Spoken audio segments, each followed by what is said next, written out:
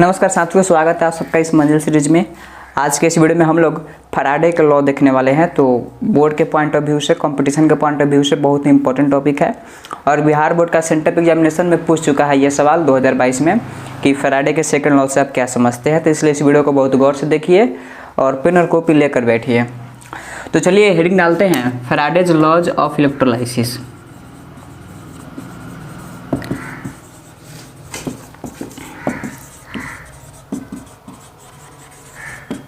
Faraday के दो law होते हैं, एक तरफ बात करेंगे हम फर्स्ट लॉ की और दूसरा तरफ बात करेंगे हम सेकंड लॉ की।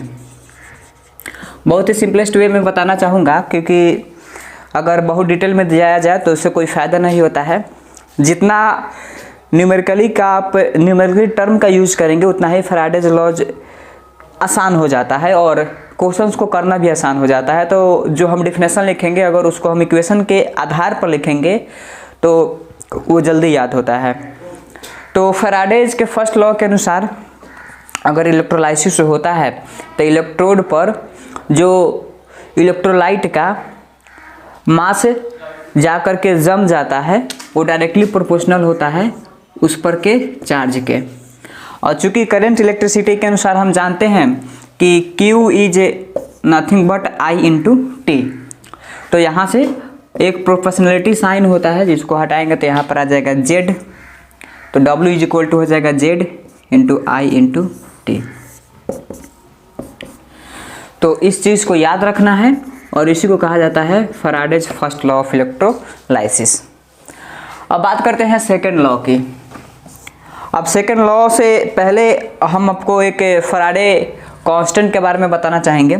चूँकि हम जानते हैं कि एक इलेक्ट्रॉन पर 1.6 इंटू 10⁻⁻19 कूलम चार्ज होता है। अगर एक मोल इलेक्ट्रॉन की बात करें, एक मोल इलेक्ट्रॉन, तो एक मोल इलेक्ट्रॉन में हो जाएगा 6.022 इंटू 10⁻23 इलेक्ट्रॉन। तो एक मोल इलेक्ट्रॉन पर जितना चार्ज होता है इसी को कहा जाता है फैराडे कांस्टेंट। तो एक इलेक्ट्रॉन पर इतना चार्ज, तो एक मोल इलेक्ट्रॉन पर कितना चार्ज, तो फिर दोनों को गुना करना पड़ेगा और दोनों को गुना कीजिएगा तो करीब करीब आ जाएगा 96,500 कूलम और इसी को कहा जाता है एक फैराडे। अब चलिए सेकेंड लॉ पर बात करते हैं।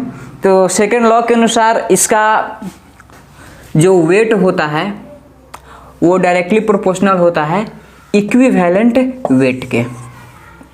यानी कि अगर दो प्रकार के सॉल्यूशन लिया जाए, यानी कि कैथोड पर और एनोड पर जो पदार्थ की मात्रा जम जाएगी उसका वेट और उसका इक्विवेलेंट वेट दूसरे के वेट और दूसरे के इक्विवेलेंट वेट के बराबर होगा।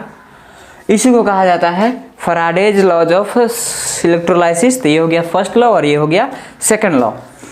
अब यहाँ से तरह तरह के इसमें इक्वेशंस और बनाए जा सकते हैं, जैसे कि अगर यहाँ पर W1 के जगह पर Z1 I1T लिखेंगे और E1 लिखेंगे और W2 के जगह पर Z2 I इंटू टी लिखेंगे, I2 लिखेंगे, तो यहाँ से IT कट जाएगा।